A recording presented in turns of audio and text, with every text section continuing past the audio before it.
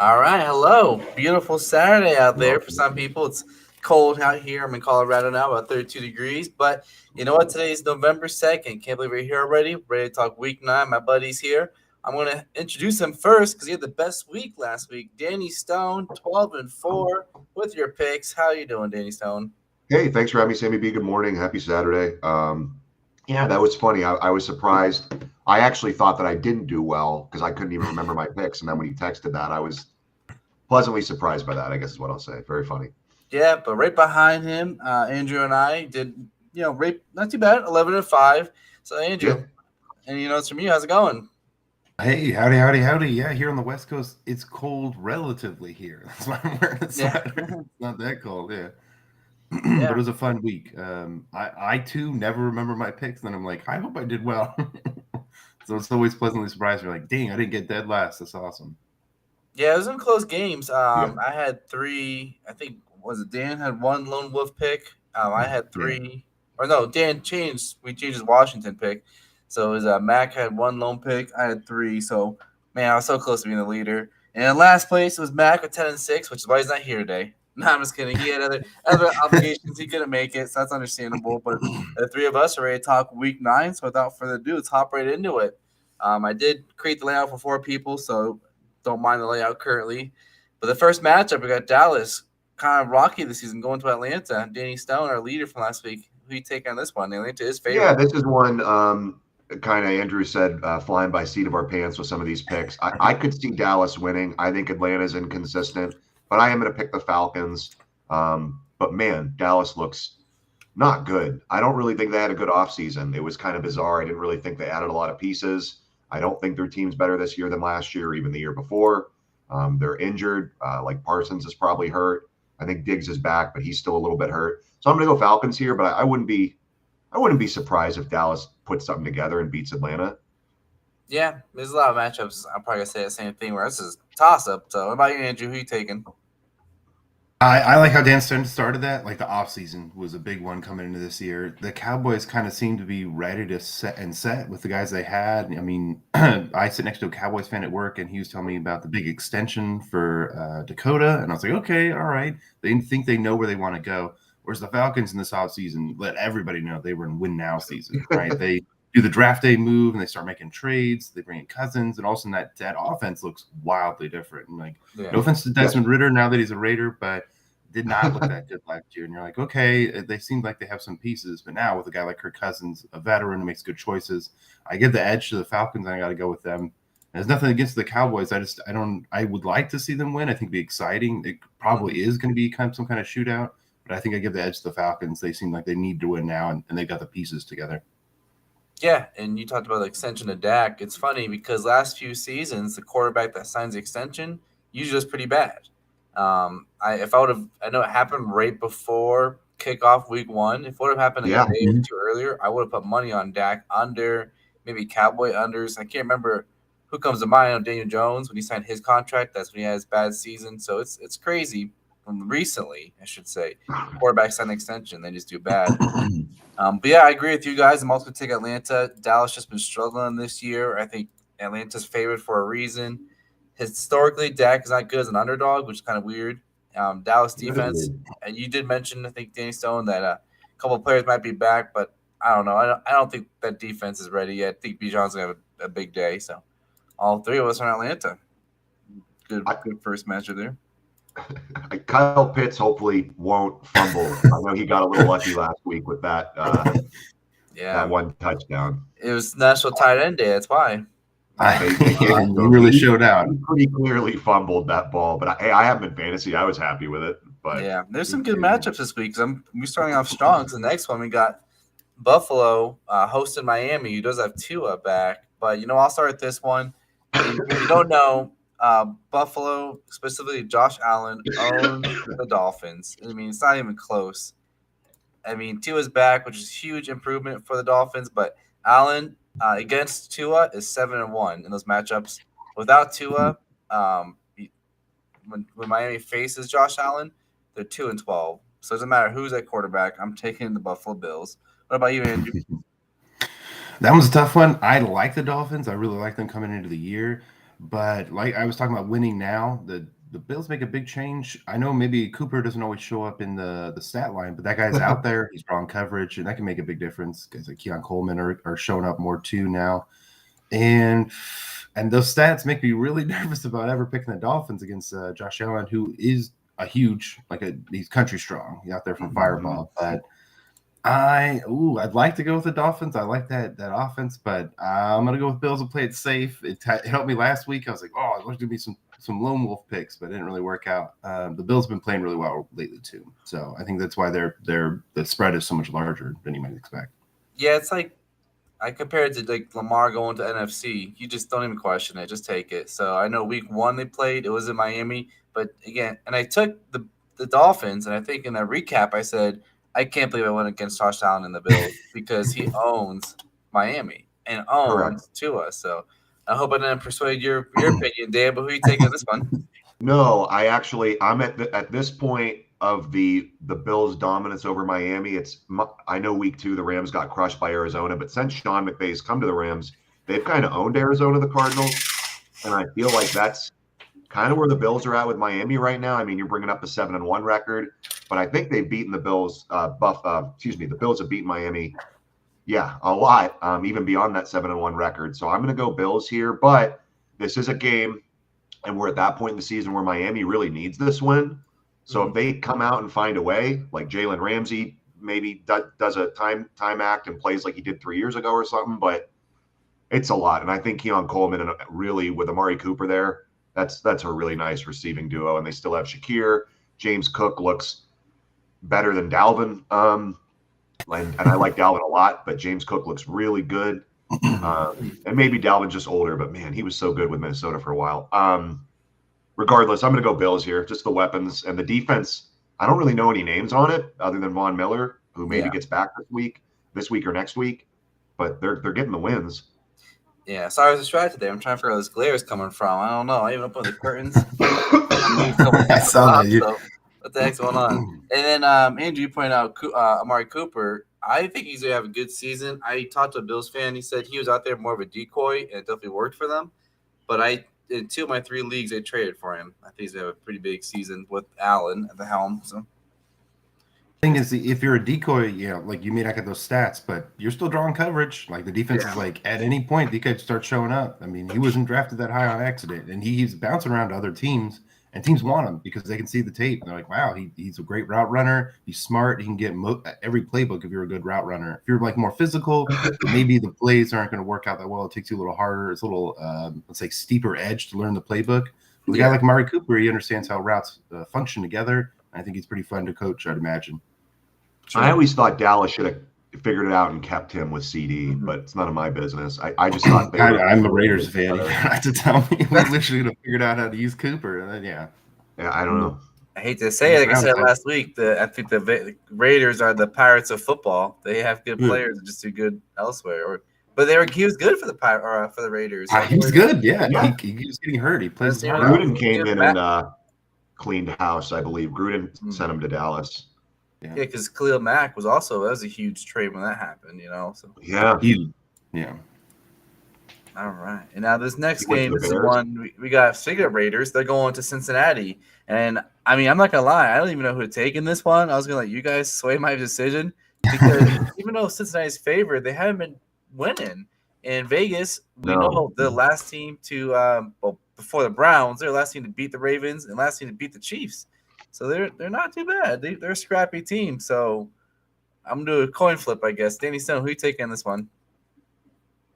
Yeah, the Raiders have some things to hang their hat on, and maybe next year, maybe they can find the right quarterback for them, respectfully to Minshew and AOC. But I'm gonna go Bengals here. T. Higgins, I don't think is playing. It's rough because I know Andy's a Raiders fan, so I don't want to. But I just haven't seen enough from them to pick them over the Bengals. But to your point, Chris, I don't really know I've seen that much from the Bengals either. But I'm going to go Bengals here, I guess, just because I think Joe Burrow's a really good quarterback, and I don't know that the Raiders have they don't have a Joe Burrow, so I guess I'll go Bengals. Gotcha. Andrew, Who are you taking? Ooh. I don't know. I'm trying to make sure I don't get too cute here. I was picking the Bengals all before, and I'm like, they got to show me. I know they got the talent, and I want the Raiders to win, of course. If I pick Right. the Bengals, they'll definitely win. But I believe silver and black. I got to know that if they're showing up, I got to show up too. I'm going Raiders in this one. And a key part of that is I think the Raiders defense plays a lot better than people give it credit for. It's out there a lot of the game. And when you have let's just say a polite way to say it is an inefficient offense. But if you have a bad offense, even a good defense is out there too long, right? Guys get tired, mistakes get made, and a good offense like that on the field with more time to work against your defense, what you're deploying, it gets worse and worse. So if the offense can show up just enough, I don't know if we're going to keep running the ball, a lot of 2 yards in a cloud of dust, but if the offense can show up, it'd be a lot different game. But that defense is good enough. I think it can ball out with even a really good offense like the Bengals, and their defense is also bad. So we'll have to see what happens. Yes. Both teams, they're going to show up. But I agree. Okay. All right. I think Andrew might have froze there, which is good because I have bad news for him. I'm actually going to take the Bengals. I think the Bengals too. With the running back situation, their starter, which I wish Andrew was still here. Their starter, I believe, was Zamir White, and now it's the next guy up, and I don't think they know what they're doing. Yep. So I got him it's funny because when I traded for Mari Cooper, he was one of the pieces in the trade. It was like a 3-for-2 trade, so he was the add-on piece I got. So, all right, well, Andrew's back, and Madison. Yeah, okay. Yeah, I didn't like the pick. I was saying the reason why I'm picking the Bengals is because the running back situation, they're kind of flip-flopping. I actually started the season with White, dropped him, and then when I got a trade for Mari Cooper, he was an additional piece. It was a 3-for-2 trade, so starting him because I need to, but I do hope he does fantasy-wise. But, yeah, I'm taking the Bengals in this one as a home team. I think if it was in Vegas, there could be some points in this game, broken coverages. I have nothing against Vegas. I think they could keep it close, so we'll see. I wouldn't be surprised if they won, basically. No, they're scrappy. It's just it's not reflecting in the win column right now. But if you like the Rams game was close, and they had 4 turnovers, and it was still close. So speaking of scrappy, we got brand new Cleveland Browns hosting the Los Angeles Chargers. I'll start at this one. I think the Browns without Watson look like a whole different team. They are looking pretty good. But you know what? A new quarterback change only lasts for one game. I think Chargers are looking good. They're clicking. Lad McConkey, I think he did miss a practice this week, but he's been he's starting to look good. Yeah, huge breakout game. And I think the Browns had 2 big injuries last week. I don't know their status. I'm not a fan of the team, so I don't follow what's going on. But I think that injury to the defense is huge, so I'm taking the Chargers. What about you, Andrew? I'll switch over to Andrew since this is your division.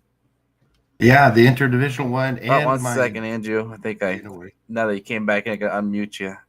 Oh, it's all right. You muted me. You're back. Sorry. So when you came back in, I didn't realize I had to unmute you. So hopefully you weren't talking the whole time during the Bengals thing. No, don't worry about it. I was something about the Raiders or something like that. Well, the fans didn't want to hear that. I knew. No, I was kidding. Just kidding. Enough with the Raiders talk. Yeah. We'll figure it out every week. No, so Chargers Browns. So the other half of my family are Browns fans. I'm a fan of the team. I think Winston gives them a better chance to win. I think Winston has got some talent, but I've watched a lot of Winston ball, and he makes a lot of mistakes too. And it's fun to watch. It's a gunslinger. It's cool. But I think those mistakes might just kill the Browns in this one. The Chargers defense is playing really well. We're used to always saying, the Chargers offense is on fire. But with the change to Harbaugh and a more run-centered attack, it's not as sexy, but it's effective. And it keeps the defense on the field for the Browns and off the field for the Chargers, controlling the ball, time of possession, making good decisions. I think Herbert has the edge in that one too. He tends to make really good decisions. And, holding onto the ball and taking 3 matters a lot, especially if you burn off the clock. And then the next drive, you can go out there and try to make something happen. Got to go with the Chargers on this one. Maybe, interdivision problems, but I see them winning this game. Yeah, you mentioned him holding the ball a lot. I'm sorry, Dan, to hop in there. I was thinking of leaning the under in this one because I think the Browns will be sloppy. And Herbert, look at that matchup against Arizona. Tons of yards, put up the numbers, but they didn't score a touchdown, So exactly. I think this might be low scoring. I think that's why the spread is so low, but they're clicking. So, all right, Danny Stone, who are you taking here? That was a weird game against the Cardinals too, because I think Nelson Aguilar, like, he fumbles the ball at like the 1 yard line or something like any weird game. Great win for the Cardinals, who we'll get to later. I'm gonna take the Chargers here.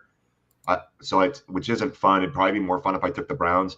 I think I'm kind of rooting for the Browns. Like, I really I like Jameis Winston. I think he's entertaining. I think he's fun. I know he's kind of made some, I think, self-admitted mistakes in the past, but it's hard, I think, not to root for him, at least from my vantage point, because I find him so interesting. I think he's a compelling dude. But to Andrew's point, a lot of mistakes he has made for sure. That 30 touchdown, 30 interception season was insane. Absolutely insane. Got him fired from Tampa, basically. And then Brady comes in and wins the Super Bowl. So there's question marks with Jameis, but it's got to be exciting for him. Like, he beats Lamar Jackson. Now he gets a chance to beat Justin Herbert. He can really rehabilitate his career here. But again, I mean, he did throw a pick to Kyle Hamilton last week and he dropped it. But then Jameis is like, fine, I'm going to win the game then. So that's the roller coaster ride of Jameis Winston, I guess. So I'm excited for this game. I think it'll be fun. I think to your point, SamMeeBee, I don't think it's going to be very high scoring. I think it's two good defenses. But we'll see. Maybe with Justin Herbert and Winston, we'll see some deep shots and could be a fun one. Yeah, once he retires, they need to do a 30 for 30 on Winston. All of his slogans, the way he talks people up. It's just so funny. And I think he's the only quarterback in history to get sacked but still gain yards on it. If you remember his pregame speech, and I do want to share this because it's just, and if I misheard it, my bad, but he's just like, play for the name on your back, play for the name on your helmet. And then he's like, well, we don't have names on our helmets, but play for the Browns. And it's just like, you are such a wild card. I love it. Like, I just love that energy. And the team's laughing and they're fired up and they're just probably like tired of watching Watson. It does give them new life, SamMeeBee. I think it's going to be more than one game for them this year. I just don't know if they're going to beat the Chargers. I think Harbaugh has I think he's fixing the Chargers from charging themselves, which is what needed to happen. Yeah, you're right. He was like, names on your back and the logo on your helmet. Oh, wait, we don't have logos. So maybe the Browns should put the little helmet on their helmet and then just keep doing an infinite loop, just a helmet on a helmet. Funny. Yeah, he's so funny. What I learned when I wasn't playing football is that I like playing football. I heard a story yesterday from Bruce Arians that after he got LASIK, Jameis Winston realized he was white. He didn't think he was white. So I'm like, what? Oh my gosh. I don't know if that's a joke or if that's true or not, but yeah. Jameis Winston's such a character. I could see him saying that, though. He's so funny. He'd be perfect for ESPN 30 for 30 because that'd be the name of his video. Because didn't he have 30 touchdowns and 30 interceptions one season? So it was, and his last throw of the year, I think, is a pick six, and it was just wild. That season was like everybody was following it. It was just crazy. I don't know if we'll ever see anything like that again because you'll get benched before you throw 30 picks. If I remember right, I'm going to try to look it up real quick. I thought he had like a streak of like 4 seasons in a row. His last throw of the season was a pick six. His first throw of his career, I think, might have been a pick six. Maybe. I could be wrong about that. That I probably should research. But he's a highlight reel one way or the other, Jameis Winston. Half of these are true. They're still entertaining. Yeah. I just like watching him play. The guy's a gunslinger. Traditional, kind of like Brett Favre. You're like, balls in the air, 50-50. You know, give them those jump balls, but that's sometimes what you need, right? If you don't take those 100%. Chances, you're certainly not getting those chunk yards. A guy like Anthony Richardson, Cedric Tillman's more than just a flash in the plan player. Speaking of the jump balls, I'm excited to see that. And I've like honestly, and I know Watson, Deshaun, not everybody's favorite person, and I get it. Like he had some really bad accusations to say the least, but I wasn't happy to see him get hurt. But I am happy to see the Browns have some life because he just wasn't doing it. No, exactly what I said. I was like, he needed to go, but not the way it happened. I said he should be benched. Yeah. So I was kind of upset about that. All right, so we got. I don't even know if he plays again. Well, however, the next matchup, unfortunately, not as exciting. We have New England on the road going into Tennessee. Tennessee is favorite. I'll start with this one. I gave out my pick last week. I said take the Patriots because last week the Titans played the Lions, and any team that plays the Lions lose the next week. Cowboys were on a bye on the week 7, so we're like, will the trend continue in week 8 because they had a bye? It did. The Cowboys lost. So if you play the Lions, I am taking you to lose next week. And Tennessee has the longest streak right now, 9 straight games with a turnover. So I'm not even gonna overthink it. So I'll take it back over to you, Danny Stone. Who are you taking on this one? I like them giving Mason Rudolph a look. I like Will Levis. It just seems like he needs more time in the oven, which is fine. I think he's a younger quarterback, second-year player, so he's got time, I think. But speaking of awful turnovers, Will Levis on that short list right now too. But I do like to switch to Mason Rudolph. I'm going to go with the Patriots here. I think this is a fun game because both teams have probably although I guess the Patriots going into the season, it was going to be a bit of a rebuild. But the Titans, I think, really thought they could do something. I kind of thought they had a shot. I like Tony Pollard. I like them adding Calvin Ridley, but just it hasn't come together in the win column too often. But so I'm going to take New England as well. But this might be an ugly, low-scoring, kind of fun defensive effort game. Yeah. Who knows? Could be the game of the week for all we know. Any given Sunday. Right. Yeah. There's a reason we don't get paid for this. Yeah. Everybody, who are you taking here? Yeah, because they don't like our picks, but we're doing pretty good. This one's tough. Yeah, right. Like the one team the Patriots came into the season clearly in a rebuild, kind of new coach, whole new regime, different kind of traditions. And the Titans, you were right. They seem to be like the Falcons are like, hey, we're in a win now situation. Pulling in Calvin Ridley, we're adding to a receiving core. In the theme of this week seems to be like star young quarterbacks getting benched, and maybe that's not such a bad thing, right? It used to be like you rode the pine for a while, where you came out of college after even like a few years of starting, and you still didn't start right away. The speed of the NFL does matter a lot, and catching up in mid-season is not an easy thing to do. And you don't want to rattle. I mean, it sounds weird to talk about people's feelings, but rattling a guy's confidence it does matter, right? And sure. If you're like, it's not like, oh, I can't play in the NFL. It's more like I have a reputation in the NFL for making mistakes on tape. And for football players at any level, what you put on tape matters the most, right? If you're out there balling out, it can make a big difference. I'm going to go with the Titans in this one. I think that the change at quarterback might help the team kind of rally around like, hey, you guys need to pick up the slack here and step up. Mason Rudolph isn't that bad. And I think that oftentimes we just kind of assume that a backup quarterback can't ball out or can't play. I don't know if it's going to be a high scoring or a shootout. I certainly don't think they're going to blow them out, but I think the Titans are going to find a way. Mason Rudolph last year kind of put some life in the Steelers. So I like that. I agree with that take. I kind of like Mason Rudolph. I think he's all right. He impressed me last year, like walking in like that and doing it. You're like, okay, all right. Yeah, and I said last week, and they're playing the Lions, how Mason Rudolph historically is good against the spread. So I mean, they're favored. Who knows? Maybe they'll pull ahead. So far, I know we don't have Mac with us today, but Dan and I have agreed on everything. You have 2 Wolf picks so far, all by yourself. But we'll see. We'll get Mac's picks later. I bet he'll agree with one of those 2. We'll see. All right, we got a divisional game here. We got Washington Commanders only favored by 4. I thought it'd be a little higher going to the Giants. If I do recall, though, the last time these 2 teams played, which was I think week 2. Washington didn't score at all. I think the kicker had 7 field goals. So maybe they know that hey, last time it wasn't a good matchup for him, and he's on the road. So I'll start with this one. I mean, Washington's looking pretty good. And the Giants, ever since they took that boat picture with OBJ, they look terrible, I'm going that far back. They just can't seem to win. And I put a note here. Justin Bieber photos when he was hanging with Justin Bieber all those years ago? Yeah, ever since then. That's a long callback. That's funny. That's how far back it goes. Yeah. They've just been bad. And who knows? I mean, do they still have Danny DeVito? Do they should bring him out?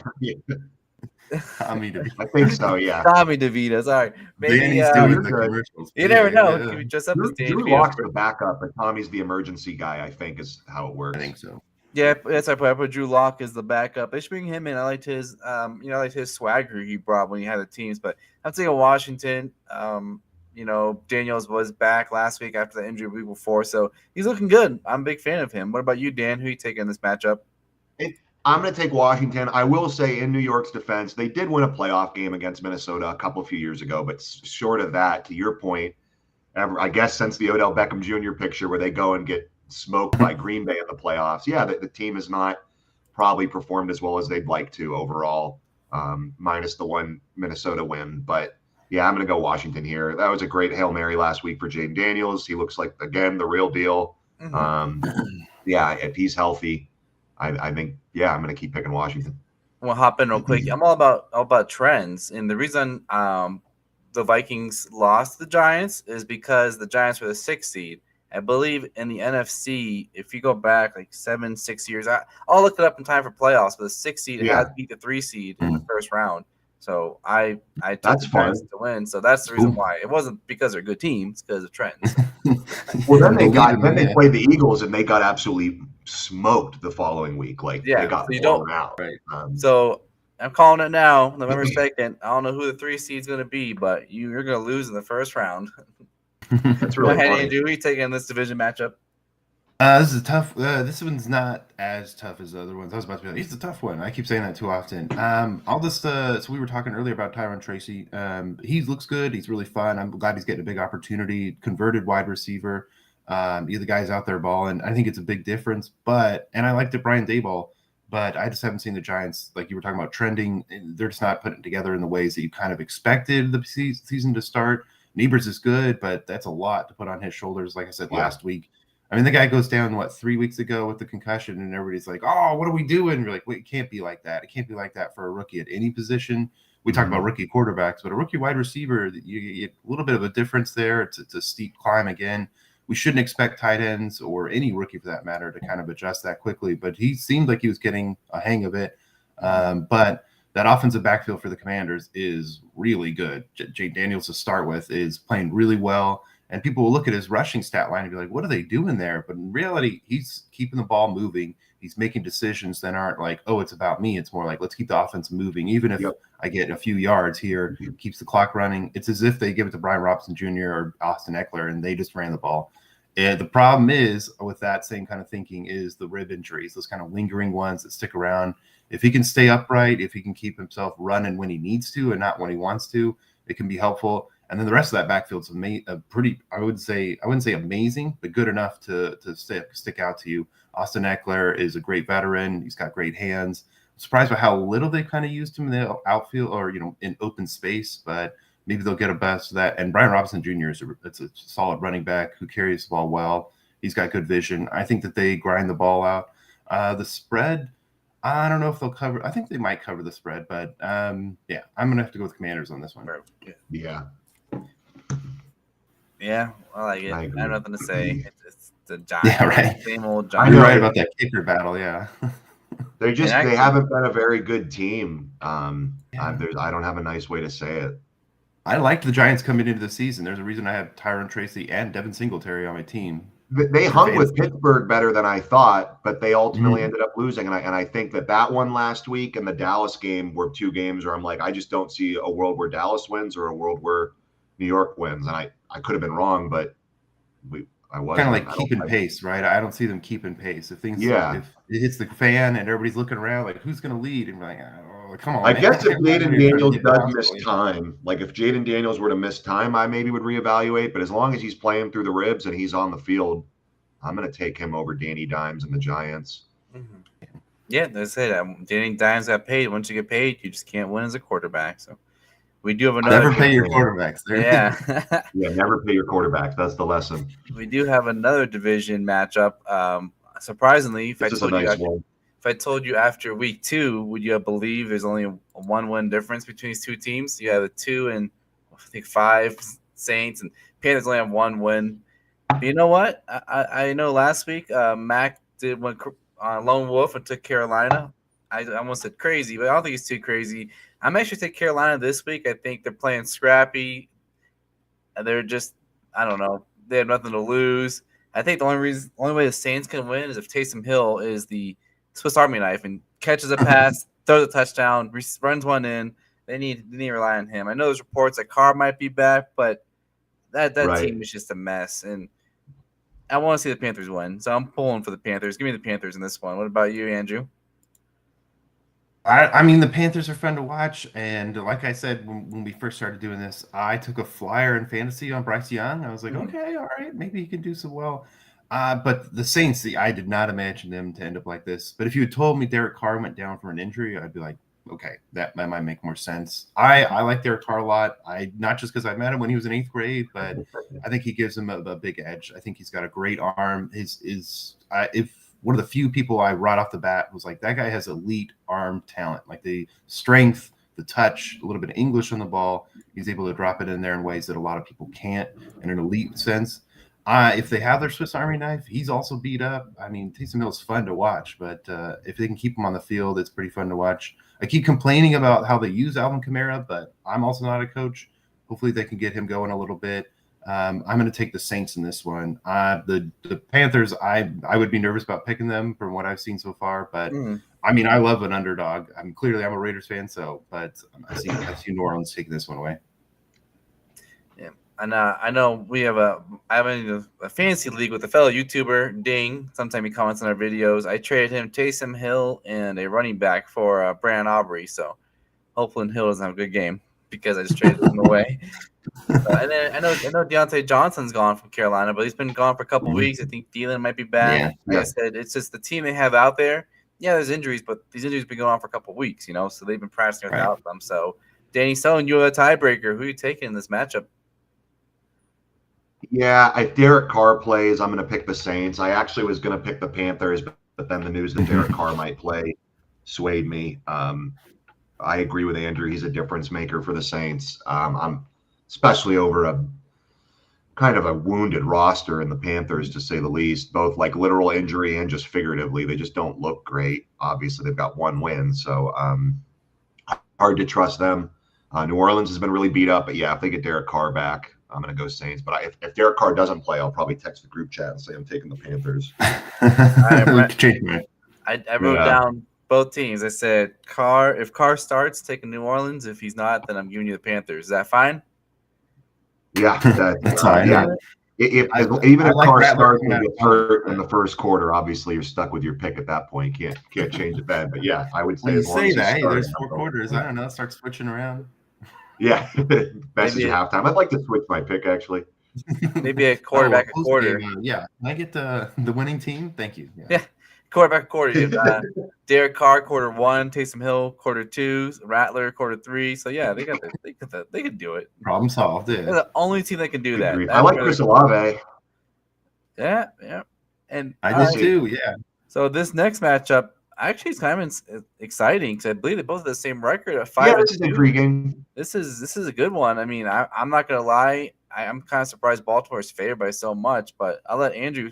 Again, this is your division. Denver going into Baltimore. Who are you taking here?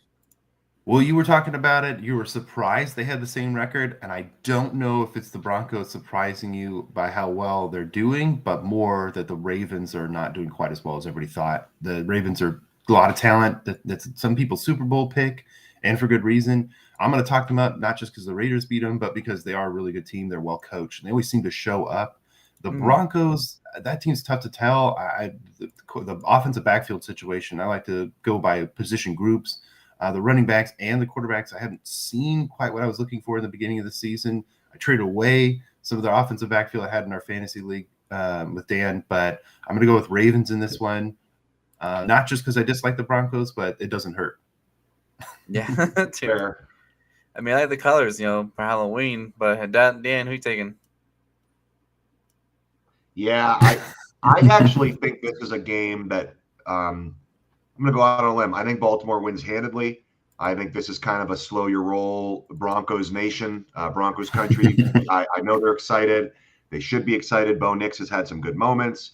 I guess he has the most touchdowns as a Broncos rookie through X amount of games or whatever. So I don't want to just – there's a lot to be excited about for Denver. I don't think they're as good as Baltimore, and I think they've beaten up on teams that really are not very good. But, hey, all you can do is play who's in front of you. They have a winning record. So I don't want to just say that doesn't count for anything. But I'm going to go Baltimore here, and I think they win pretty handedly. I think Derrick Henry and Lamar just kind of run all over the place. We'll see. Well, I'm going to let the cat out of the bag. I'm going with Denver in this one, and I'm going to give you why. So at first glance, I'm like, I'm taking Baltimore. No, of course. Then I started looking into it. Denver has the best defense right now. Ravens have been looking pretty weak.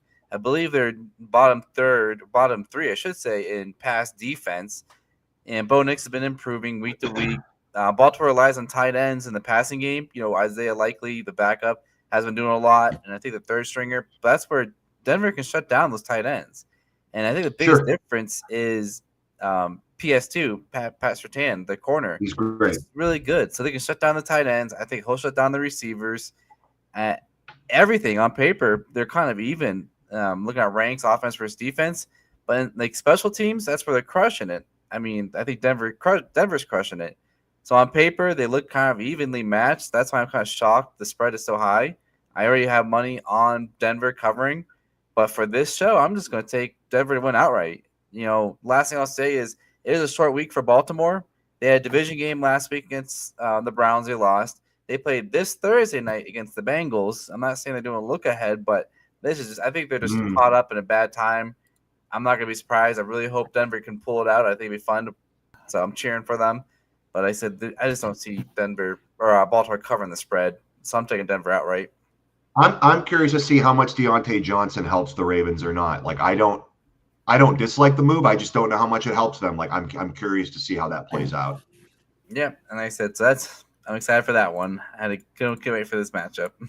You were talking up your lone wolves already. That's one. I know we don't have max picks yet, but I'm pretty sure he's taking Baltimore. But we shall see. And then this matchup, I don't know what to make of this one. We got the Bears going to Arizona. Last week I said Arizona's not going to win because they don't won back to back in like 3 years, but they proved me wrong. Can they go 3 in a row? Danny Stone, who are you taking here? I think I am going to pick Arizona, who looks a lot better than I guess I gave them credit for. I still think I said last week I don't see them winning a Super Bowl, and I still don't. But I mean, I don't see a lot of teams. I don't even know if the Rams are going to get to it. So that's not as much of a shot as maybe it sounded. But I think I am going to go Cardinals here. I like Caleb Williams. He's still learning, and Kyler Murray seems healthy, and I think that I think that's the thing with Kyler. He kind of slows down as the year goes on, and I know the Call of Duty jokes are funny, but I think it's more just wear and tear because he is smaller, he gets beat up, and he relies so much, I think, on his speed and making something happen out of nothing, more so than just having great scheme. And maybe I'm wrong, but that's just kind of how I see Kyler. So as long as he's healthy and running around, he's going to give his team a shot, and I think he's the difference in this one against what's been a pretty good Bears defense, minus that Hail Mary last week, which was goofy. Like there's no inexplicable. I'm gonna go Cardinals here though. Yeah, I want the Bears to win. I'll hop in here. I agree. I want the Bears to win as well. We talked about on a separate show how that the NFC West is really tight. That if the Cardinals lose this week and if the Rams win, all 4 teams have 4 wins. So this is kind of a big game for them, a big non-divisional game, surprisingly. And I think the fluke of the Hail Mary. First place. Yeah, it is wild. The last time the Bears won on the road on a Sunday was 2021 with Nick Foles. I think they're going to get that big Nick energy out, and I'm taking the Bears to win this one. All right. All right, I want to go next. That way, Andrew, I'll let you be the tiebreaker. Who are you taking in this tiebreaker? The spread's really helping me make the choice here. This one's a tough one.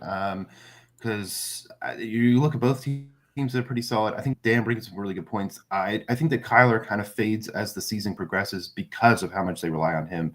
And sometimes it is his, play breaks around and he has to do something. But they do have some designed runs. You start peppering those in there and some broken down plays. Suddenly he's, run the ball double-digit times. And that can really wear down even the biggest, toughest guys like Lamar Jackson.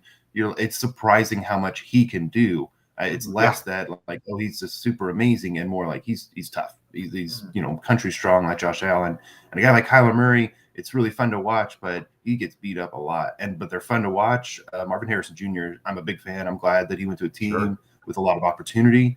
But I'm gonna have to go with the Bears in this one. I think Caleb Williams is playing really well, like a lot better than I thought he would. I'm gonna admit that too. I definitely enjoy watching him cry. The last Pac-12 game of all time, but. I think he's playing a lot better than I give him credit for, and I was really wrong about that. I think that the Bears are a good team. They put a lot of pieces around him, and I was kind of surprised. And I was like, I think people are gonna, super team 2.0 like the Eagles that few years back, another callback where they just put a lot of bodies together and like hope that it goes well. And so far, it's worked really well. I think the kind of receiving core is pretty good, and I'm gonna take the Bears in this one, even in Arizona. All right, I think the it. Bears can be really good in another year or two by adding to what they Right. have. I don't think they've arrived just yet. I know they beat the Rams, but and they look good, but we'll see. This would be a big win for them because that AFC North, Yeah. NFC North is really tight too. Because the Right. Vikings are like 5-2 in third place. Like that's tough. Right. I mean, so it is. I mean, at first glance, like, oh, Bears doesn't look too exciting. Cardinals, but I think actually gonna be an exciting matchup. So I I'm think it'll be excited a fun game. I am excited for that Mhm. game. There's a lot of fantasy stuff too for that fantasy. game. Taylor Swift's brother is a running back for the Bears, so I hope he does good to keep that. LOL. Yeah. Hey, DeAndre, good for him. I always liked him. I liked him in Detroit. I liked him with the Eagles. I'm glad that he's still doing his thing in Chicago. I always liked him. Right. I mean, the Bears look like the island of misfit toys. There's a lot of guys out there. You're like, oh wait, he plays for them now too. Yeah. That's funny. I mean, there's a lot of division matchups. So you're talking about the NFC North. That's actually the next matchup we got there. We got the Detroit Lions going to the Green Bay Packers. I'll start with this one. I believe Love is questionable. He looked hobbling. He was hobbling a lot last week with that injury. But you know what? The Lions are on fire right now. They scored 172 points in the last 4 games in their history. That's the most across a 4-game span. They're pretty well rested. I think they played 1 quarter last week. But this is where I think it's a little interesting. Goff is not really an outdoor quarterback. I think he'll struggle, but I think that team is built to win for any player to struggle. So I'm taking the Lions with or without Love starting. I think the Lions are a good team. What about you, Danny Stone? Yeah, I think that the Lions were brilliant. Ben Johnson as the coordinator, Brad Holmes as the GM to kind of say, hey, like Jared Goff needs a good running game, needs an offensive line. Let's get that for him and he can ball. And so I just give a lot of credit to what Detroit did and just the way that they built Jared Goff up, just totally opposite from what Sean McVay ended up doing at the end of their tenure together. And it's just really interesting to me. Obviously, it worked out with the Matthew Stafford thing, but still, Jared Goff looks great, and I really enjoy the Bill Belichick commentator, and I have not watched the interview yet, but I think he was talking with Goff, and he's like, "Your offense looks unstoppable," and I just couldn't help but think, like, you undressed Goff like in 2018 in that Super Bowl, and flash forward these years later, and he's just like, "You look incredible, Jared," and it's just like, wow, like for Bill to say that, not to get dramatic, but it just, I don't know, I kind of got chills over it just because I'm just like, wow. And I couldn't help but think what could have been had the Rams won that Super Bowl. But yeah, I'm going to go Lions here. If Jordan Love being hurt worries me. I really like a lot of the receivers in Green Bay, but he's been getting beat up. And I almost wonder if Green Bay should consider just letting him rest 2 weeks. Maybe not this game because it's a division game, but maybe let Malik Willis hold it down for a little bit and just get Jordan Love right so you can make a playoff run. Because I think the Packers can go really far, and I think the Packers can beat the Lions in the playoffs. But I'm going to pick the Packers for this week. Or the Lions for this week. Sorry, the Lions for this week. I was like, oh, slipping. Yeah, total twist. Yeah, Lions.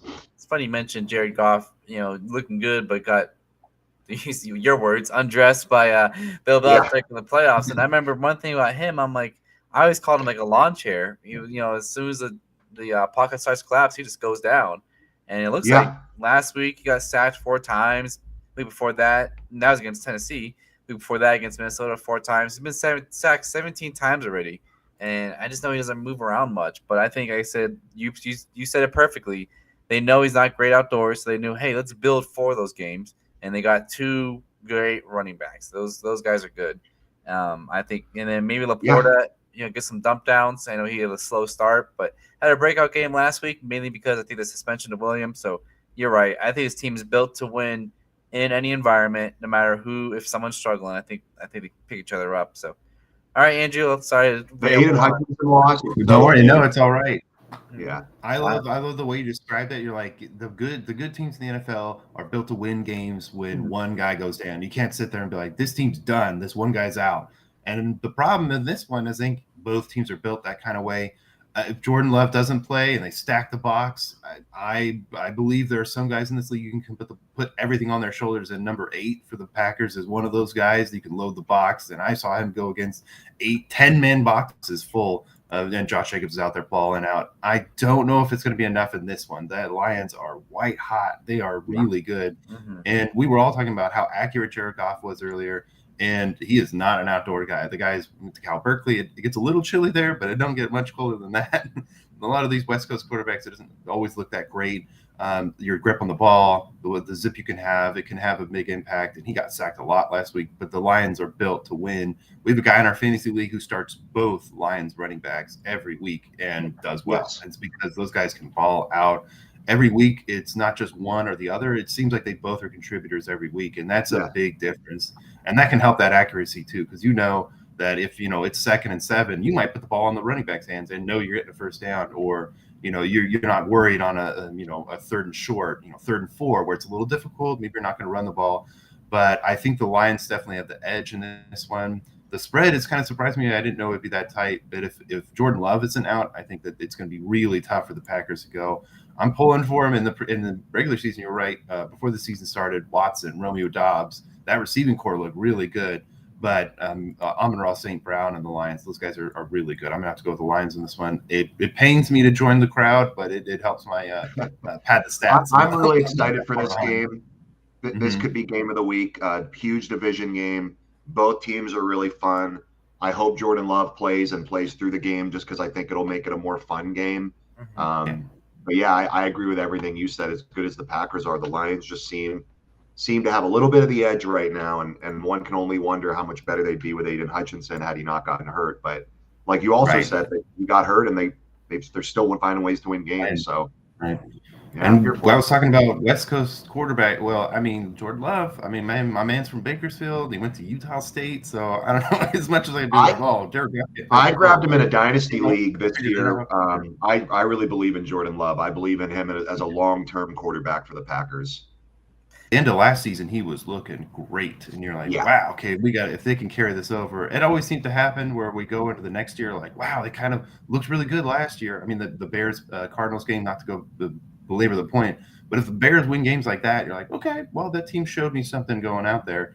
And I mean, we may all pick the Lions, but I'd love to see a really great game. And I agree.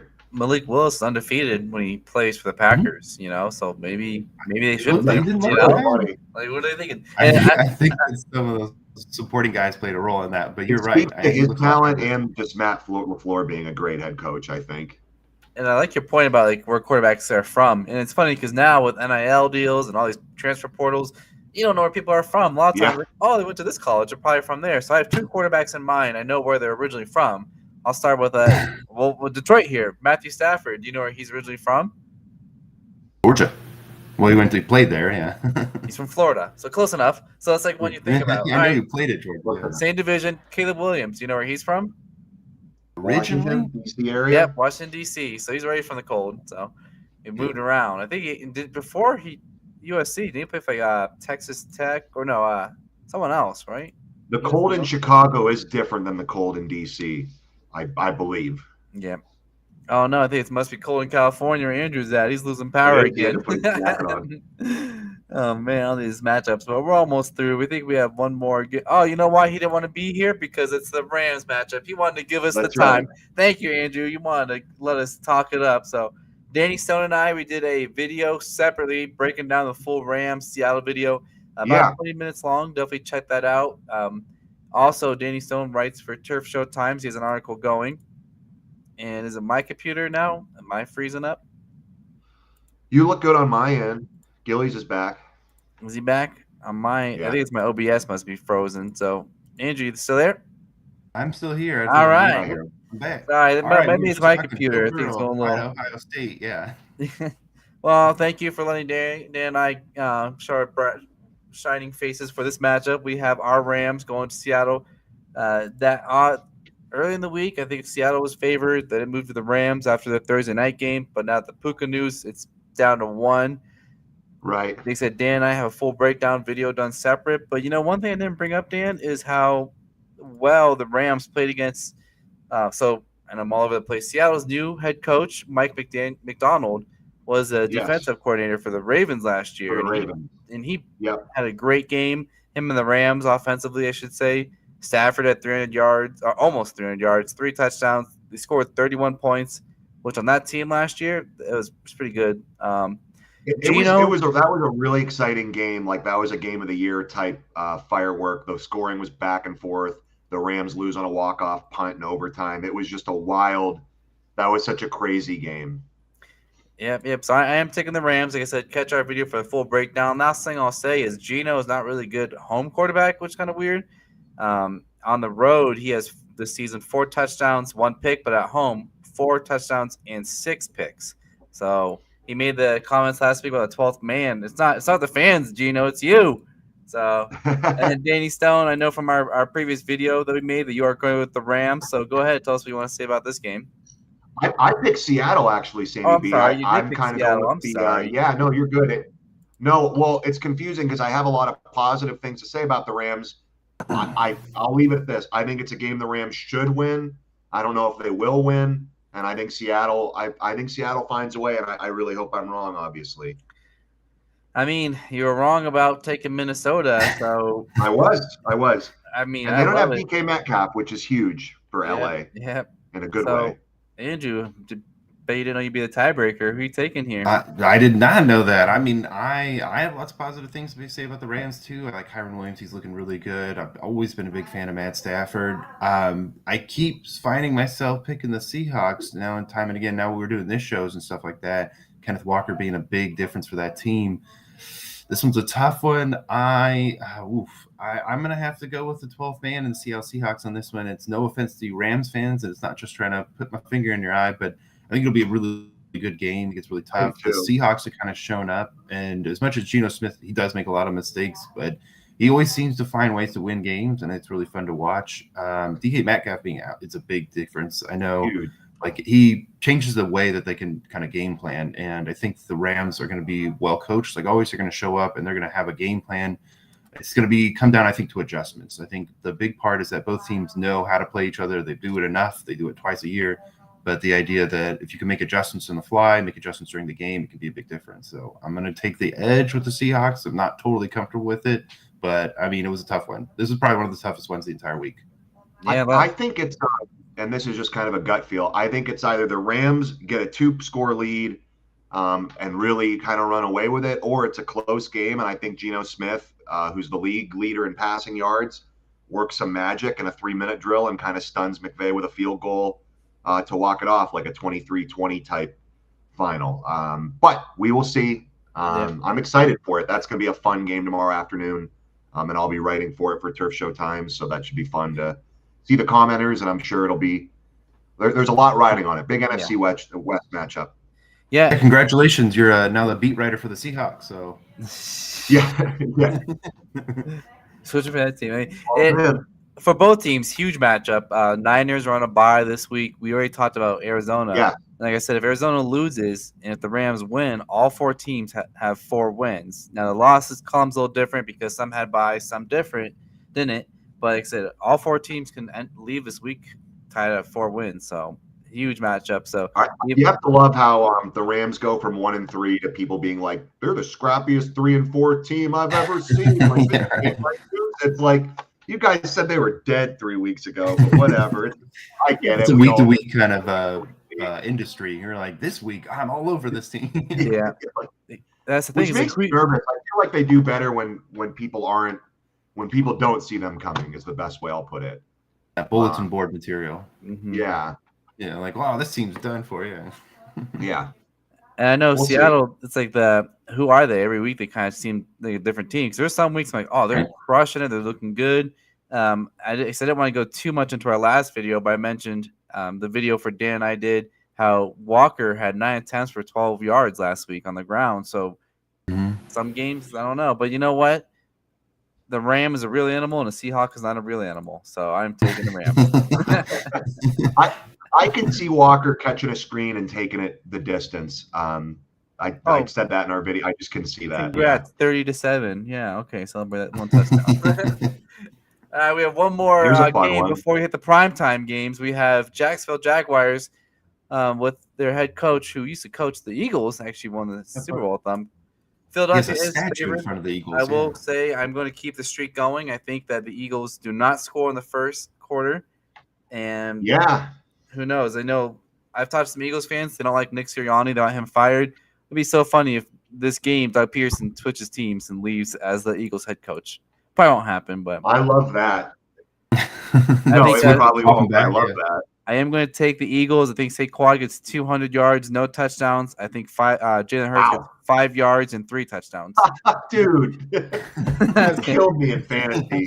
That absolutely killed me in fantasy. I just wanted to say that in there. So, all right, I'm taking the Eagles. What about you, Danny Stone? I played Jalen Hurts in every league last week, it felt like. And then in the league I had Saquon, I was like, dude, I really could have used a touchdown. Just killed me. I'm going to go Eagles here. Jacksonville, I keep saying it. I like the talent. It's not coming together. They lose a heartbreaker to the Packers. I think that's a heartbreaker for them last week because they were so close. The Brian Thomas thing was weird because it's like breaking news. He's going to miss 3 to 6 weeks. Then Doug Peterson's like, yeah, he's fine. It's like, okay, that's weird. I'm not sure what to make of that. Travis Etienne might come back, but I think at this point they should probably lean on Tank Bigsby. I think he's looked good. Use Travis Etienne in the passing game. But I don't know. I guess the Jacksonville's just going to have to do what they have. I'm going to take the Eagles. I'm just kind of at a loss with Jacksonville. I thought they were going to be like competing with Houston for the AFC South. I'm just kind of at a loss with them. Yeah. All right. Andrew, who you taking this one? Ooh, in the battle of real animals, this is a tough one. I love bringing up that Doug Peterson has a statue out front of the Eagle Stadium, and yes, so he does. Can't say he can't coach at any point. And I was looking forward to them the preseason that they were going to come out there in AFC South, and they had a legitimate shot against some other young teams, but they're just like Dan said, they haven't put it together enough for me to take them over the Eagles here. The Eagles have done enough for me to see that they're still the same team or that they've made improvements. Saquon Barkley being a big difference there. Yes. With him going to the Eagles and Derrick Henry going to the Ravens, it seemed like, wow, okay, both these teams are getting the guy that you would want, in your own fantasy version of this. You're like, wow, if they had that star running back, maybe it could be a big difference. And I think that makes a difference here. They know who they are and they are able to execute when everybody and their mom knows they're going to do some tush push or a quick run or something like that. It still works. And that is a big difference. If everybody knows, then the defense certainly knows. Defensive coordinators certainly know, but they just can't stop it. And so I got to go the Eagles on this one. I like it. I agree with all those points. I think it's valid. I think this is one of those weeks. I wouldn't be shocked at all if Jacksonville finds a way. I'm just not going to pick them. Right. And you were talking about Brian Thompson Jr. Like, I was like, oh, okay, that's kind of weird. Same thing happened with Michael Pittman. They're like, ooh, IR, 4 to 6 weeks. And then he's like, yeah, he's back. I'm like, yeah, he's fine. Yeah. Back to play. Yeah. Right. Like, I don't know what's going on. It's not funny, but like in the preseason when you get an alert and it's like guys carted off the field and then they're like, oh yeah, it's fine. It was just precautionary. And it's like, here you go. He scared me. I thought he was done. Like he's in a walking boot. And I guess he's playing. He's fine. I was talking to a friend. They're like, this is like early on. I think it was week 3. They're like, who should I start? This guy's questionable. I was like, oh, you're new to this, aren't you? Everyone's always questionable. Yeah. Everyone's always questionable. Come on. Yeah. If they aren't playing, yeah. If you're out there balling, you better be questionable. Well, and because there's no more probable, so it's questionable, doubtful, and out, which is a big difference. Because when I first played fantasy, there was probable, and they don't do that anymore. Probable designation. They don't even waste time with that. Yeah. Speaking of injuries, I don't know if you guys watched all of Thursday night game, which was pretty fun and good for Jets, but Devontae Adams, he got rocked on that concussion, and Al Michaels is just like, well, he obviously passed the concussion protocol, and it's just like, who? Like I don't know how. There's a reason they have an independent neurologist on the sidelines now. It's like, it's just, oh yeah, but coach is like, I think he's good. Yeah, I'm like, I'm sure. Who makes that call? I'm fine with it. If he wants to play, he wants to play. But I just was like, that's crazy to me. I don't know if I'm comfortable with letting the players make those decisions either, especially if they have a brain injury. You're like, I feel great. Yeah. Like, I know you feel great. And the guys like Devontae Adams want to go out there and play. You got to have an independent neurologist for a good reason to step in and be like that. Even if it sometimes those do look really bad, and sometimes it doesn't pan out that it was as bad as it looked from outside. But those, I don't know. I love the game of football, and it's funny that we're sitting here looking at this logo here, but CT is a serious issue, and long-term health for these players is really important. And I know that Devontae Adams left the Raiders recently, but I wish him all the best. I mean, I need him to make the second team All-Pro at least, so that the Raiders get better for the draft pick. Yeah, you're right. And I didn't start him this week with the hope that I could play cute and just start Tank Dell over him. But I hope him all the best, and I hope And then I missed a lot of those games, but I saw that replay, and it looked pretty violent and looked pretty bad. But it was rough, and I don't mean to belabor it, but I agree with everything you said. I want to see these players be safe, and I guess I'm torn because ultimately I'm like, hey, they're adults, but like sometimes I need people to help me make good decisions. So I just was shocked he went back out there, but I'm not Me on the too. field. It's none of my business. And I thought Al Michaels just being like, he obviously passed. I thought that was a little wink to the audience of kind of like, yeah, I don't know. He's like, I assume he did. And I'm like, thanks, Al. Yeah, it was really interesting.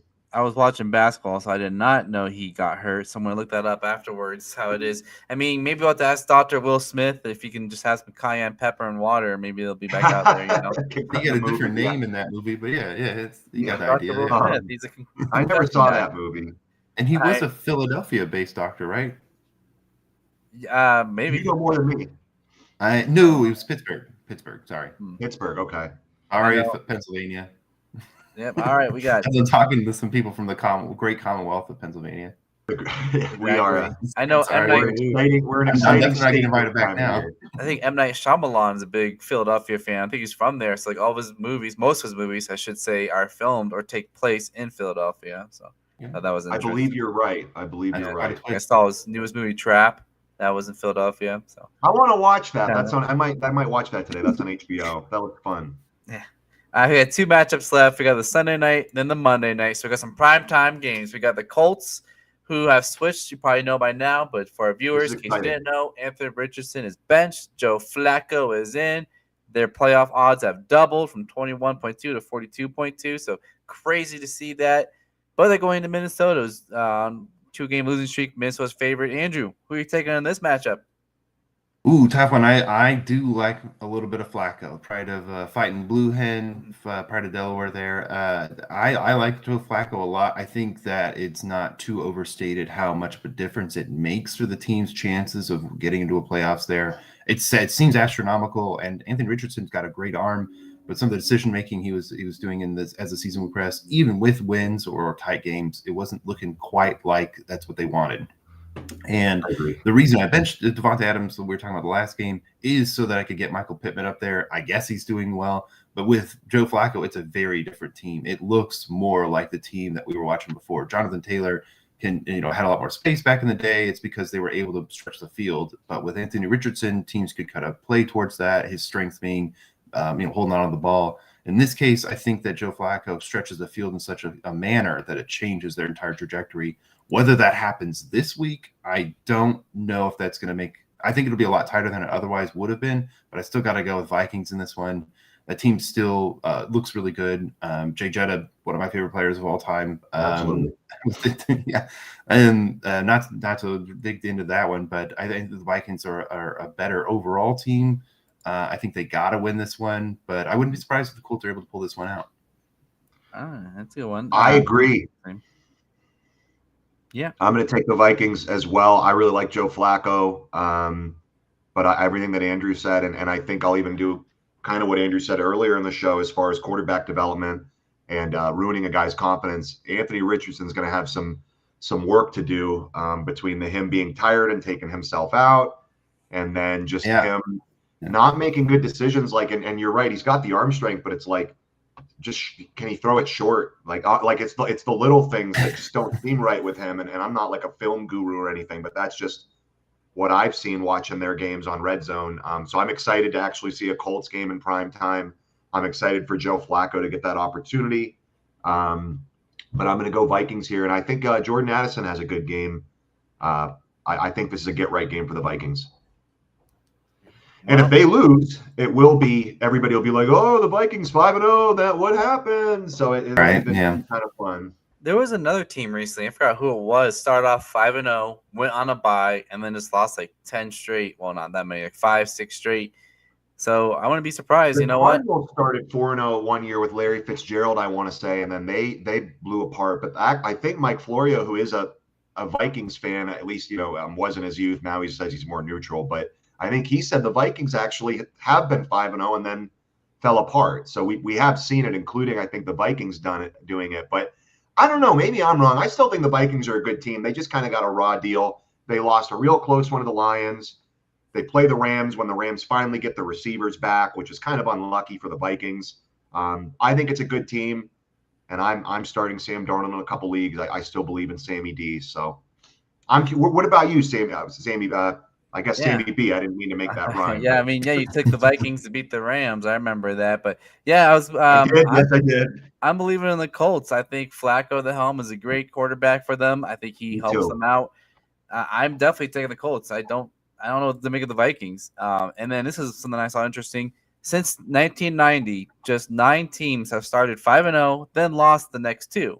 6 of those 9 teams went on to make the playoffs. The last team not to make the playoffs was the 2016 Vikings. And you know what? Yeah. That So, division is tight. We already talked about that. I don't see all 4 teams going to the playoffs, so I just put a unit yesterday on the Vikings to miss the playoffs. So I'm picking the Colts to lose wow. and the Vikings to miss the playoffs. I already have that going. I All think. right. Well, that's big. I don't know. I do like I like it though. I like the receiving core. I like Josh Downs a lot. And I like Adonai Mitchell, who's a rookie, but I have him in a dynasty league, and I have no intention on dropping him. I think he's going to really be something eventually. And maybe Joe Flacco is what that offense needs to be a little bit more consistent. Yeah. Yeah. So the odds are plus 240 right now on DraftKings, not a sponsor. Yeah, I kind of shopped around those best odds to not make the playoffs. So I'm curious to see if the Vikings lose, what the odds go down to, depending on the rest of the week games. But it's an interesting bet. I'm sure that that should be an interesting one. That could be a tight bet. That might come down to week 18 for you. It might. We'll see. So I'm excited for the Colts. I really hope they pull that one off. Also, because we talk about a couple times, we hint at our money pool that we're in, or certain league Dan and I are in. I can benefit tremendous if the Colts win. So, now we got one game left. Super Bowl matchup from a couple years ago. Monday night, Tampa Bay beat up, going to Kansas City. I'll start this one. Keep it simple. I said last week, Chiefs are going undefeated. I mean, I say that jokingly. We'll take it week to week, but when I looked at the schedule, I'm like, I can't see who they lose to. There might be, but week to week, I'm taking Kansas City. So I see you're flexing the Raiders shirt down there, Andrew. No, I was like, who are they going to lose to? Well, it has to be the Raiders, then, but yeah. You guys will get another shot. I know we always do.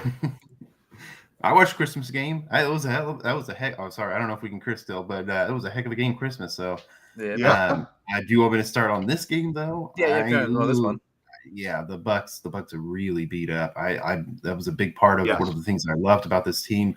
I'm a big Mike Evans fan. That guy's fantastic. Godwin's a great player. Like, he doesn't get as much respect because he always happens to be with Mike Evans, who also is very good. I agree. And that kind of receiving core is fantastic. Baker Mayfield's fun to watch. He's a good player, but they are beat, and that matters a lot. I was saying earlier, you can't sit there and say that one guy's down, your team's bad if you can't follow up. And I still think the team's good, but a lot of guys going down in one position group can really hit you hard. And the Chiefs are playing at lights out, right? They're playing really well. That they're able to come into games with wildly different game plans. Like, you will see a guy like Xavier Worthy get way more of a focus like week 1, where he got multiple touch, or he got a touch for a touchdown, he got a catch for a touchdown, and the next week you won't see him played like that at all. It's tough. It's tougher on the outside, but on the inside it looks great. A guy like Andy Reid knows what he's doing. He knows to not just put guys, not just X's and O's, but Jimmys and Joes, right? He knows how to exploit the talents that the guys have on his team. And a guy like Patrick Mahomes in the backfield, you hate to say it, but he may sound like Kermit, but he don't play like it. He's got a lot of talent. The guy's able to put the ball in a lot of cool places, and it makes a huge difference. And suddenly, like a shotgun set you can run out of, because there is a real risk that all those receivers out there are going to go somewhere you don't want them to go, and you'll miss out. So I got to go. I just think it's incredible. Yeah. I think he's incredible, Mahomes. It's just, I don't think it can be stated enough. I know a lot of people are tired of it, and they're like, Chris Collinsworth, like everything he does is the greatest, and it's like, yeah, but he's so good. I just think it's justified. I really do. I'm gonna go Chiefs here. I also think Patrick Mahomes has this thing, and I think it came out last year when they were like, "Are you embarrassed to lose this game?" And he's like, "I'm embarrassed to lose any game." Like, he's just different. He's on a different level, and I know he does the funny little commercials, and it's cute, and people want to do the Kermit thing, which. That's fine. He's really something. I mean, I'm just always amazed by him. And then to Andrew's point, I know he just got kicked out. Baker Mayfield's really shown a lot of grit playing without Mike Evans and Chris Godwin. I mean, love Baker Mayfield, but Kansas City's defense, their offense, the special teams. I mean, I'm going Kansas City. I don't know if they cover. The real question is 9.5 is a lot. The real question is how many times does Chris Collinsworth bring up Patrick Mahomes on the Sunday night game, which we already said was the Colts Vikings. He's always bringing up Patrick Mahomes. He loves that guy. Yeah. And here's a guy. Well, here's a guy. How can you not? Though he is. I mean, I know people are tired of hearing it, but he is that special. But I like Baker Mayfield. He's really shown a lot of grit considering how beat up the Bucs are. But it's hard for me to pick Baker in this one. Kansas City is so good. It's tough if you can't see a path to victory. It's tough to pick a team, right? How did they win the game? Like, Bucky Irving, or okay, he's looking kind of solid, but that's an awful lot to put on one guy, like I've said before. And their defense is good at all phases, and that's the thing. I don't see the Bucs just running the ball, and then they don't really. I mean, who's he? Man, I don't want to be disrespectful. I think Baker's trying his best, but it's hard. We said, Andrew, while you were gone there, we're like, how many times does Chris Collinsworth the night before bring up Patrick Mahomes? Like, there's this guy. Over under on that? Ooh, I'm taking over. I'm pretty sure. Guy on Instagram. Patrick Mahomes is able to do that. Oh, okay, all right. There's a guy on Instagram I was looking at. He does impersonations. He was doing Chris Collinsworth. He's like, that guy. Look at that throw. It kind of reminds me of Patrick Mahomes. He always says, yeah. So, Jordan Love's expected to play. Says my. I just saw that alert myself. Yeah. I figured if Willis was expected, I think the spread would be different. So I didn't mention that earlier. I mean, I kind of sticking with Love starting. So after these, can he finish the game? Is my question, because that groin that can be really annoying. I mean, that's probably the better question, right? Can he finish the game? And he's certainly going to be out there. Yeah. Are you switching your pick now, or? No, I'm gonna stick with the Lions just because of the. He's been getting beat up a little bit. Like, he had that knee injury, and I thought he was done for the season. And then they're like, he's okay. It's like a ligament. Just like, is he okay? Like, I don't know. If Love plays the whole game, I'm taking Detroit. If Love starts and Willis comes in, I want to take Green Bay. No, I was kidding. I love that. I love that. You're like, hey, if halftime Malik Willis is out there, like, can I love that. Yeah. So we don't have Max. The Texans shouldn't put C.J. Stroud at receiver, by the way. Speaking of getting a quarterback killed, I love that's fun, but you're going to get him killed. I love him begging for a PI call. That whole sequence was so fun. I didn't watch the game. I was watching basketball. Yeah, you missed a pretty good play. They took a shot to Stroud, and he's like, PI, and the ref just kind of looked at him like, no, dude, I'm not. We're not doing that. No DB's actually doing that to you. It was really funny. So I thought C.J. Stroud showed a lot of guts too. I didn't come away from that. Like, I come away from that game just thinking he's as good as I think he is. He's really good. Yeah, I mean, I point out in previous weeks, I think when they played Green Bay, how he statistically is not great on the road. So wasn't really surprised. He's got no receivers. We'll take Dell, but he needs Nico Collins. He had Bobby Trees, and he didn't even target him. I think he had 3 targets. Bobby Trees had a sick 30-yard reception, like toe tap, looked like old school Rams. Robert, it was a great play that I didn't know he could still make anymore. He's someone I really liked. So, all right, well, we covered Sunday. Between Sunday and Monday, there's 14 games we covered. We don't have max picks yet, but between the 3 of us, Dan has 1 lone wolf pick, taking Arizona. Andrew and I have Chicago. Hard to say about the Carolina-New Orleans game because Dan has both teams. And both sides, so he always comes out on top. That's exactly right. I mean, I imagine, and then Andrew and I both have 2 lone wolf picks. I'll start with me. I have Indy beating Minnesota. Minnesota's missed the playoffs. And I have Denver being the biggest upset of the week, beating Baltimore. And then Andrew's got Vegas beating Cincinnati and Tennessee beating New England. So we should see one last screen I want to go to before I get your opinion. So last week I gave out some picks, or I was like, hey, I'm thinking this might happen. And I went 6-2 on my picks. I'm sorry, 5-2 last week. Week 7, the week before, I was 6-2. So you know what? I brought up a couple picks I already made. These odds are from MGM, so not a sponsor. If you do gamble, gamble responsibly. But Washington kicker, I have him over 1.5 made field goals. He said in week 2 matchup against the Giants, he had 7, so I'm feeling that. I already said earlier, I'm taking under 9.5 points in the first quarter for Jacksonville Philly. I'm rolling with that every week until it loses. Kenneth Walker, this one actually has gone up since I placed the bet to 97.5, but I have it locked in under 94.5 rushing receiving yards. And every Bind. Sunday, I'm going to alternate. I'm going to, on the even numbers, I'm taking the over. On the odd numbers, I'm taking the under. So it's the over. Sound like a true gambler. Yeah, dude, it's funny. So I had the over 2.5 successful 2-point conversions. That's only on Sunday, though, so all the games. So. And now those odds actually mistyped. That's actually minus 135, so it's juiced to the favored. So, anything you guys are feeling, or anything you want to say on these? I mean, I wish you luck, and you're a braver man than I don't know. The field goal I like. That one I like. But otherwise, these all, because I think Kenneth Walker can get 100 scrimmage yards. I don't. They've got because without DK Metcalf, I think they're going to have to lean on him. Need to. I mean, I do like Lockett and Smith and Jigba, but they don't have DK Metcalf's one of one, and they don't have him. But I'm still picking Seattle, which is weird.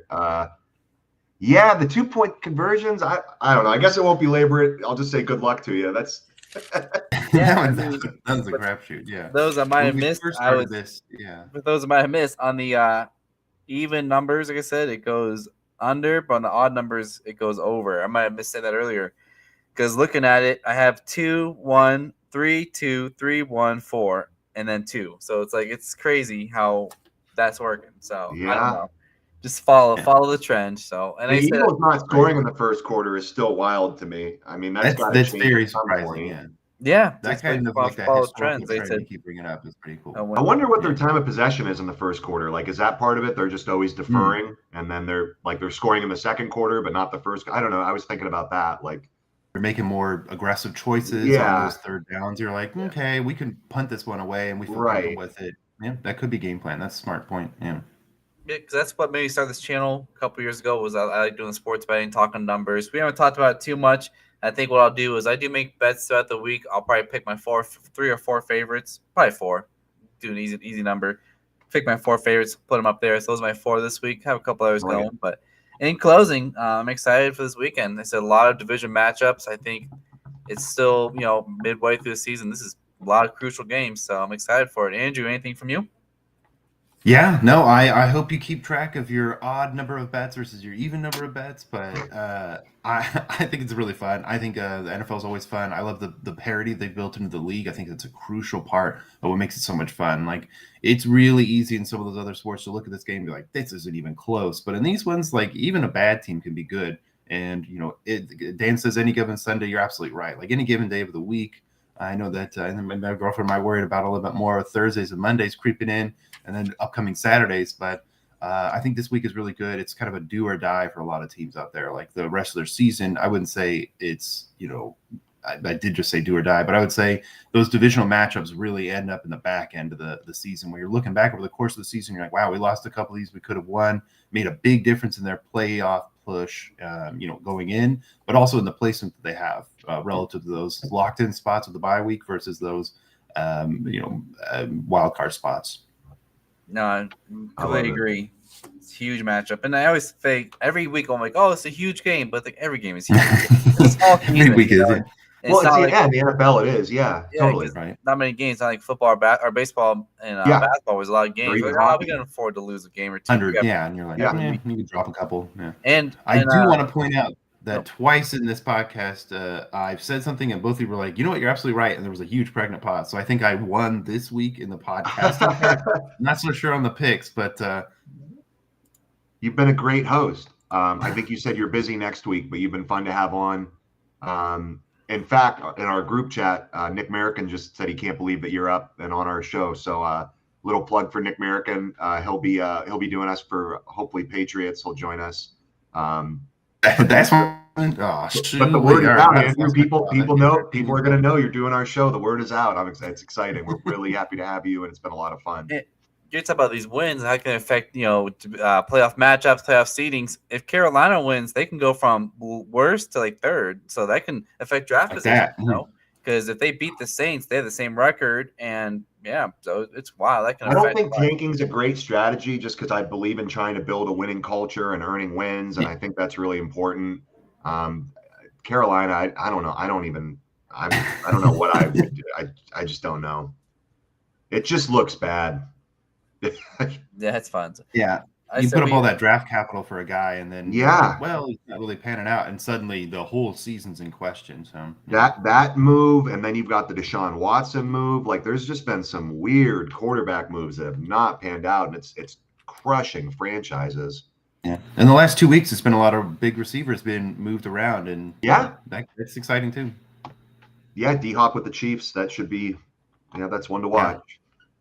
Yeah. I don't know if that team needed help, but if I they know, needed dude. help, that's the team, the group, like the position group that they could have improved, and there they go. And sometimes people will look at their own general managers and be like, "What are we doing?" While these other teams that are undefeated out there improving potentially. Yeah. I think DeAndre Hopkins still got it. I didn't even mention that for the Chiefs, but a great team getting better never sounds good for the rest of the league. And a team like the Chiefs, somebody's got to beat them, and you know who I'm going to be pulling for. But dig on. I don't think they go undefeated, but I'm going to keep picking them. I mean, even if they lose this week, I'll probably pick them next week. Like, they're the best team in the NFL until proven otherwise. A couple things I want to highlight. Talked about DeAndre Hopkins. I always like looking for odd random bets. DraftKings, I don't know if it's still there because I got it a few days ago, had a bet DeAndre Hopkins to score 1 touchdown in the Super Bowl, and it had some good plus money. Because say the Chiefs are in there, it's probably like lower odds from the score. Like I'm calling it. I did that early. And then he talked about the Panthers and ownership and salary cap. I didn't know this until I was watching a different podcast. So Deontay Johnson was traded from Pittsburgh to Carolina. Yes. Pittsburgh, needs a receiver, but you're not allowed to trade back to you can't be traded back to the same team. I didn't know that. I didn't know that either. Didn't know if you guys did. I didn't know that either. I was kind of surprised when he went to Baltimore, just because I don't know. I just feel like they have Zay Flowers. I know Bateman dropped the ball in the sun or whatever, but like I'm just curious. I'm not trying to take shots. I'm just curious to see how it helps the team. No, in my fantasy, I have him in fantasy with Lamar, so I'm really curious if that's one of these days. That's what we should do. We should just do a video, bring up our fantasy teams. One of my leagues, we bring them up enough. So how can you not? I traded away 6 guys, got 5 different ones. I got rid of Adams. Yeah, you're a crazy person. James Conner, and I got who I get Amari Cooper. I got Ladd. I got Deontay Johnson. And it's funny because the 3-for-2 trade, I traded Connor and Kirk. So Kirk's out for the year. And plays I got Ladd, Deontay Johnson, and Madison, the now starter for the Vegas Raiders. So yeah, he's looked good. Yep. I don't know. Stephon Diggs getting hurt isn't fun. I guess we'll let Danny Stone wrap us up here. He's got his article coming up for Turf Show Times. They said we made a separate video, Rams Seattle. So go ahead, Dan, sign us off. Thank you so much for having us. Feel free to check out Turf Show Times, and we're going to try to keep doing these videos. And again, Andrew, thanks for being a great guest host. And SamMeeBee, thanks for doing all the video, like the real work part. Thank you. Yeah, I need to do a video behind the scenes. It's a lot I do if I'm clicking around. Well, thanks for joining us, guys, and thanks for tuning in. One love. Thank you. One love.